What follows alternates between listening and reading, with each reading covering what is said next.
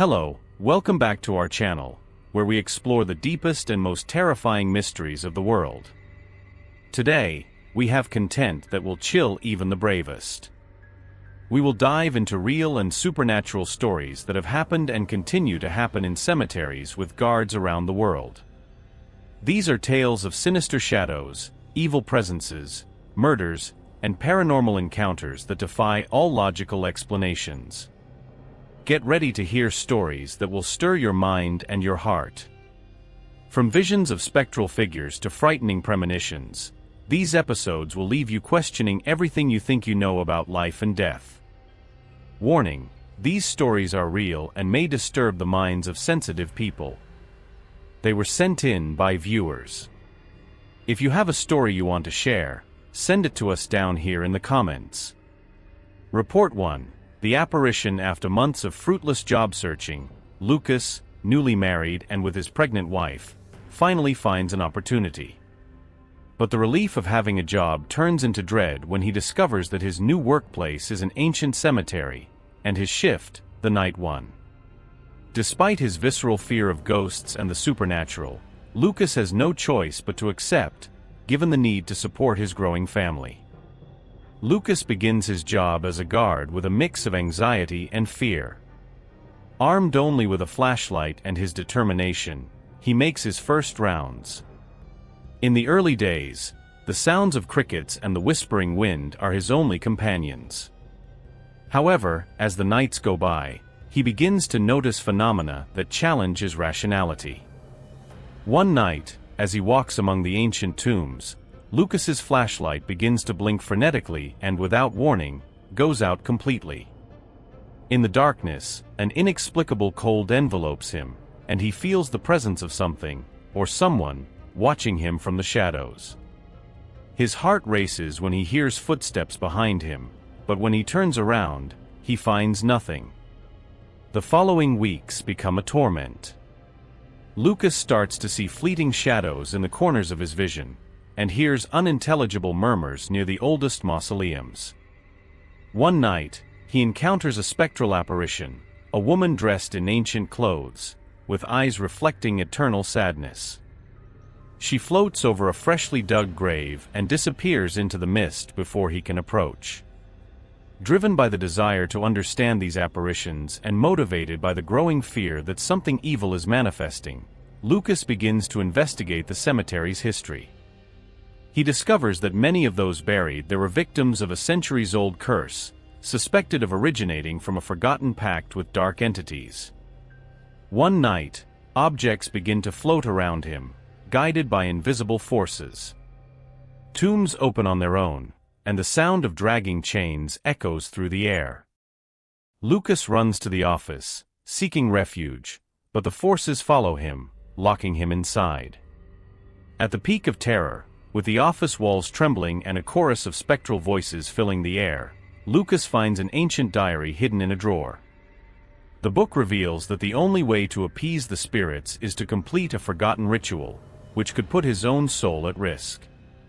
With his wife and unborn child in mind, he decides to face the unknown. Lucas performs the ritual under the moonlight, using ancient symbols he barely understands. As he recites the arcane words, a light appears, dispelling the shadows and apparitions. Dawn finds him exhausted but alive, under the first light of day that seems brighter than ever. Even with the evil seemingly contained, Lucas knows that the cemetery holds deeper secrets than he can imagine. Lucas still works at the cemetery 5 years later, continues to feel watched, hears inexplicable noises, but accepts that we are not alone and shares the place with the dead. Report 2. The girl who was alive in a small town full of stories and secrets. Mateus, a young man desperate for a job after his mother became ill, accepts a position as a night guard. The job, however, turns out to be at the local cemetery, where he will face more than just the loneliness of cold nights. Pressed by the need to support his family, Mateus accepts the position, despite his superstitions and fears. Armed only with a lantern, he begins his night rounds among the ancient tombs, trying to ignore the weight of the mysterious atmosphere. In the first nights, Mateus tries to get used to the natural noises of the place. However, inexplicable phenomena begin to occur. His lantern constantly fails near a forgotten area of the cemetery, and he hears whispers that seem to call his name. On one particularly dark night, Mateus finds a lit candle fallen next to a weathered tomb. The tombstone, nearly illegible, marks the rest of a young woman who died in 1956 at the age of 25. Intrigued and frightened, he notes the young woman's name and decides to investigate during the day. Determined to uncover the story behind the candle and the young woman, Mateus visits the cemetery's administrative office. There he sifts through old record books and discovers that the young woman suffered from catalepsy, a condition that made her appear dead when she was asleep. As he reads further, Mateus uncovers a horrifying account. The young woman was buried alive following a cataleptic episode. Her body was found days later, her nails embedded in the coffin lid, with clear signs of a desperate struggle. The revelation shocks Mateus, who feels a disturbing connection to the girl, almost as if she was asking for help or peace. Moved by a mix of compassion and terror, Mateus decides to hold a vigil at the young woman's grave. He cleans the site, prays for her soul, and lights a new candle, promising to return every night to ensure the light never goes out. The subsequent nights are more peaceful. The presence of the young woman, previously marked by a somber air, now seems more peaceful. Mateus continues his work with a new resolution. Beyond being a cemetery guardian, he sees himself as a guardian of forgotten stories, of lives still clamoring for recognition and respect. The story of Mateus and the young woman spreads throughout the town, bringing new visitors to the cemetery, no longer driven by fear, but by respect and fascination for the stories preserved there. Mateus maintains his vigil, transforming his night job into a mission to preserve the memory and dignity of those who rest in the cemetery. This account, based on true events witnessed by Mateus, serves as a grim reminder of past beliefs and practices, and the power of compassion and respect in healing the wounds left by history. Report 3: The unknown. In a quiet town in Kansas, Henry, a young cemetery guard, faces a terrifying reality that challenges his sanity. During nights of solitary vigil, he experiences supernatural encounters that leave physical and psychological marks, turning his job into a true test of courage and mental endurance. Henry has always been fascinated by the unknown, which led him to accept the job as a night guard at the local cemetery. Armed with just a flashlight and a walkie-talkie, his first nights are peaceful, filled only with the sound of crickets and the wind in the old trees. As weeks pass, Henry begins to feel an inexplicable presence during his rounds.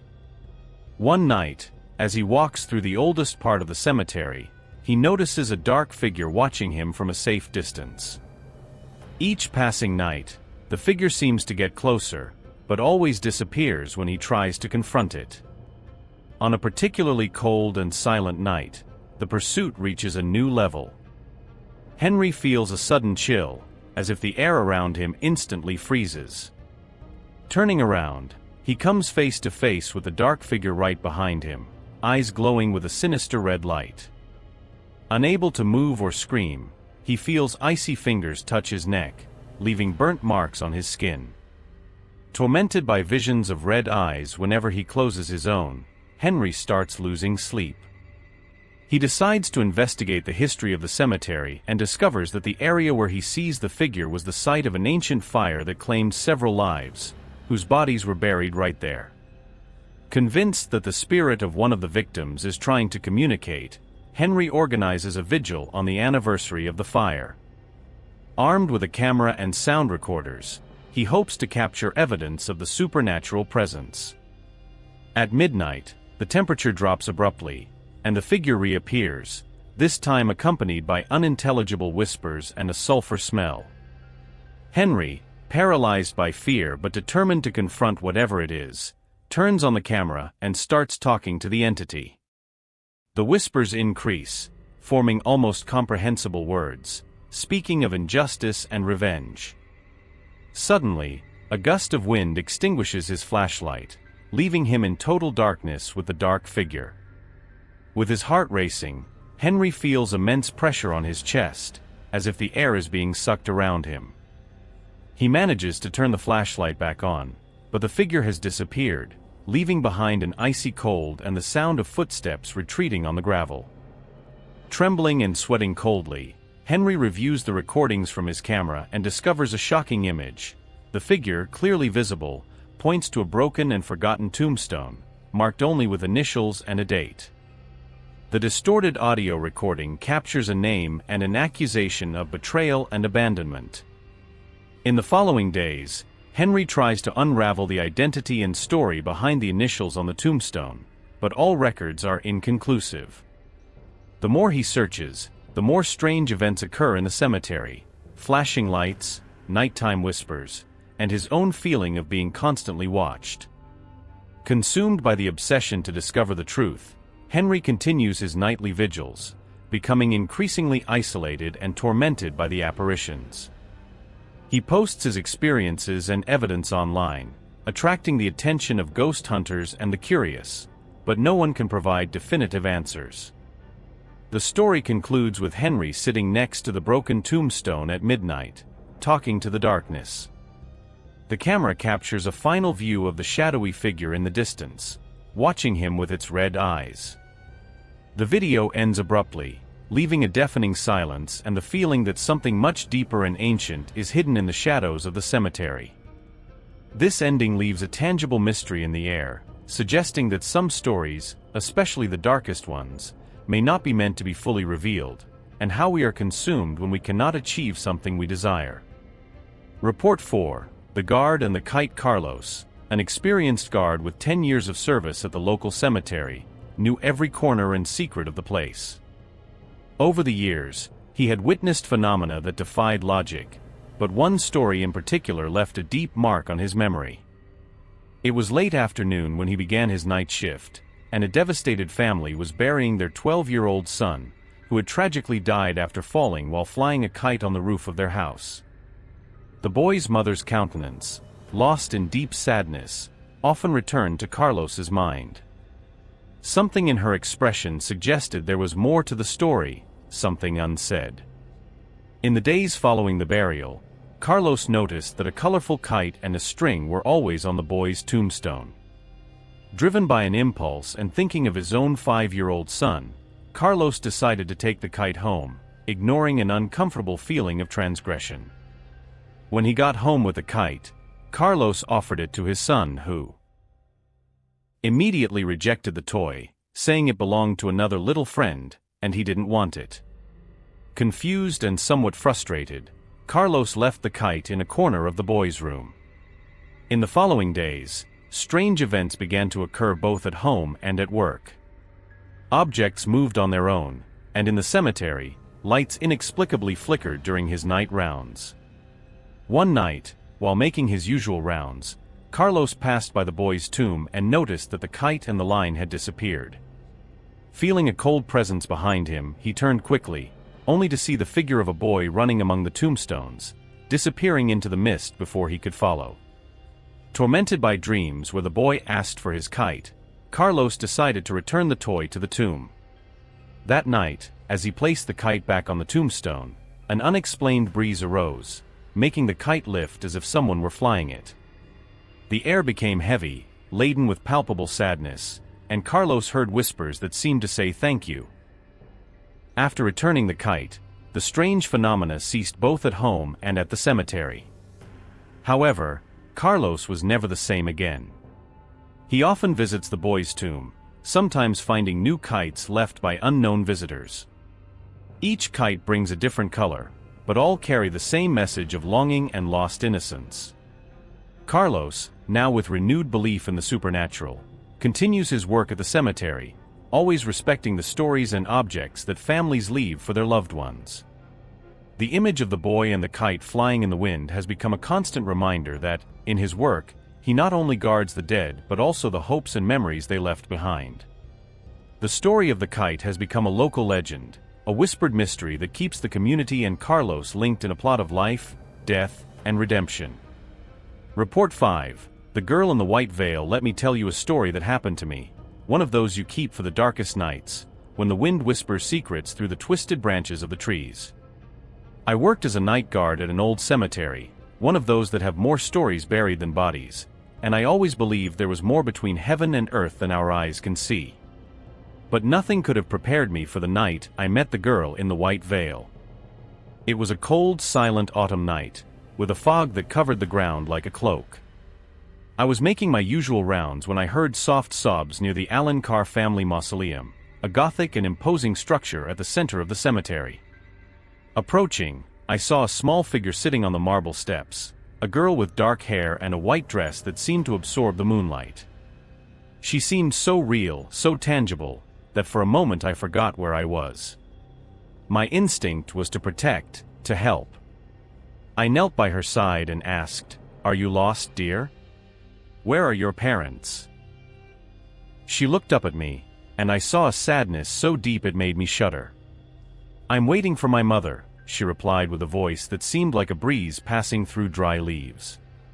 Rationality told me that it made no sense. How could a child be alone in a cemetery at night? But something about the way she spoke made me believe, made me want to help. I asked her name, and she simply said, "Anna." I decided that I needed to take her to safety, perhaps call the police or find her parents. When I turned to grab my phone, I heard a sharp sound, like fabric tearing, and when I looked back, she had disappeared. In the place where she had been sitting, there was only a small white veil left, thin as mist. I picked up the veil, feeling an inexplicable chill run through my body. In the following days, I investigated who Anna was. No child with that name had been reported missing in the area. However, I discovered something that chilled my blood. 50 years ago, a girl named Anna Allen Carr had died of a sudden illness and was buried exactly in the mausoleum where I found her. Since then, strange things have happened in the cemetery. Shadows seen between the tombstones, children's laughter echoing through the night, and always that white veil appearing in different places, as if it were calling me to play hide and seek. This experience changed the way I see the world. I now know that there are realities beyond our understanding, worlds that intertwine with ours in moments that reason cannot explain. If you ask me if I believe in ghosts, I will say that I do not just believe, I have met them. And on nights like this, when the wind whispers and the fog descends, I know that Anna is still here, perhaps just waiting for someone who can finally take her home. If you felt a shiver down your spine while hearing this story, imagine how many other haunting narratives are hidden in the shadows, waiting to be revealed. Every cemetery has its secrets, every guard has their memories that challenge reality, and perhaps you have your own story to tell. If you liked this video, don't forget to leave a like to support us. And more importantly, if you have any supernatural experience, do not keep it to yourself. Write your story in the comments below. Share your encounter with the inexplicable, feed the collective curiosity, and perhaps together we can unravel these mysteries that hang like mist between the world of the living and the dead. Remember, the unknown is always lurking, just a story away. And now, with night falling, who knows what shadows may emerge from the darkness to whisper one more true story of terror.